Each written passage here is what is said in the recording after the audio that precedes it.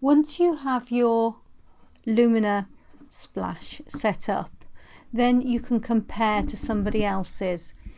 Ideally, you can get the QR code off the back of the report, or you can generate one from the app itself.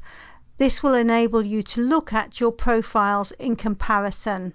In this example, I am the coloured one and Nicola is the greyed out one.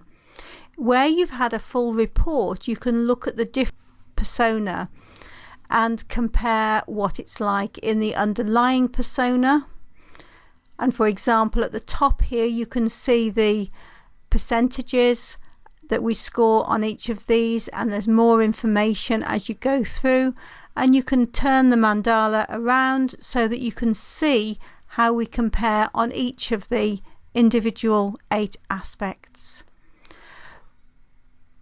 Once you've done this, you can use the plus sign in the bottom right hand corner of the screen to compare the different personas. Here we can see the underlying personas. We can change it to the everyday persona and have a look at how we can show up at work compared to our underlying preferences.